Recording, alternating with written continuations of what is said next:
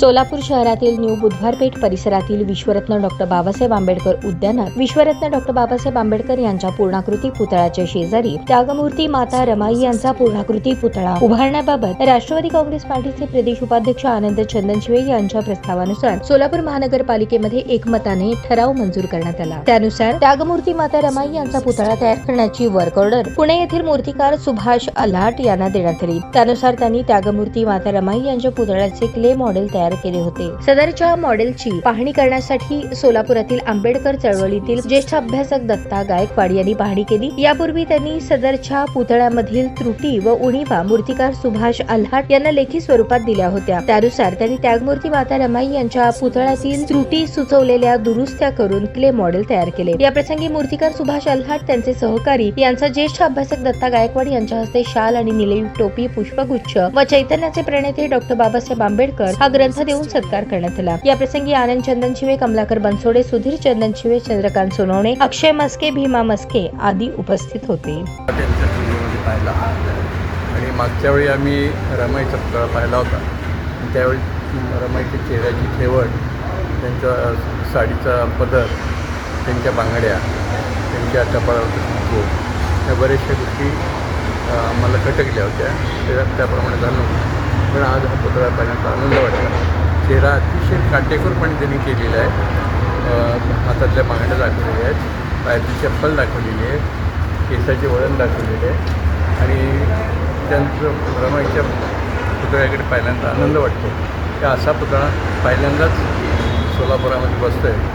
कारण इतरच्या ठिकाणी आम्ही पाहिले तर रमाईचा चेहरा, रमाईच्या शरीराची ठेवा हे सगळे वेगळे, त्यासाठी हा पुतळा अतिशय चांगला लढाणी बनवली आहे। त्याबद्दल त्यांचे मनापासून आभार। शहरामध्ये विश्वरत्न डॉक्टर बाबासाहेब आंबेडकर यांच्या उद्यानामध्ये जी न्यू बुधवारपेठ परिसरामध्ये त्या उद्यानामध्ये विश्वरत्न डॉक्टर बाबासाहेब आंबेडकर यांच्या पुतळ्याच्या बाजूस माता रमाई आंबेडकरांचा पुतळा बसवा असा ठराव सोलापूर महापालिकेमध्ये झाला होता। त्या ठरावाला 4 वर्षे झाल्यानंतर काही गोष्टी, तांत्रिक गोष्टीची अडचण होती।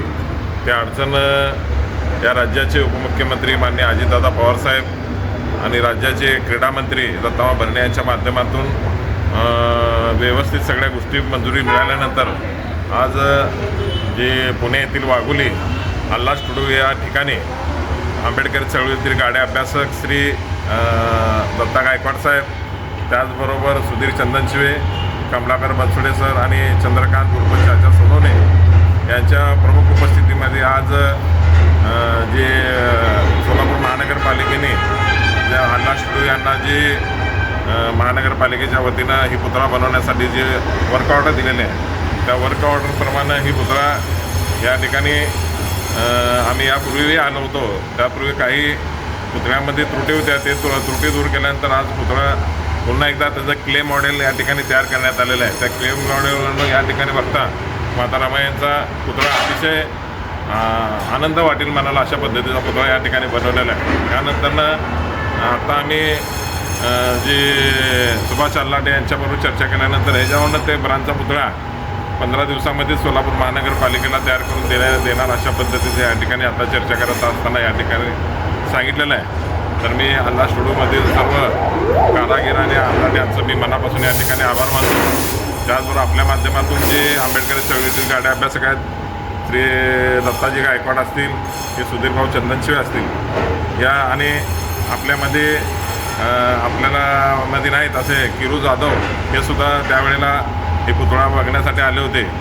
त्या सर्वांचं सहकार्य या पुतळ्याच्या कशा पद्धतीनं असावा हे पुतळा, त्यासाठी सर्वांनी सहकार्य केलं होतं। तशा पद्धतीने हा पुतळा सोलापूर शहरामधल्या सर्व भीमसैनिकांच्या, सर्व राजकीय पक्ष, सर्व सामाजिक संघटनेच्या सहकार्यामुळेच ही या ठिकाणी गोष्ट घडत आहे। म्हणून आपल्या माध्यमातून सर्वांचंच या ठिकाणी पुन्हा एकदा आभार मानतो आणि आल्हा स्टुडिओ यांचं सुद्धा मनपूर्वक बसून या ठिकाणी आढावा मानतो। त्यांनी सुद्धा या पुतळ्यामध्ये जास्तीत जास्त वेळ देऊन हा पुतळा कसा चांगला होईल, एक महाराष्ट्रामध्ये आदर्श घडेल अशा पद्धतीचा पुतळा बनवल्याबद्दल त्यांचं सुद्धा मी मनापासून या ठिकाणी आभार मानतो। ताज्या बातम्या पाहण्यासाठी प्राईम महाराष्ट्र न्यूज चॅनलला सबस्क्राईब करा।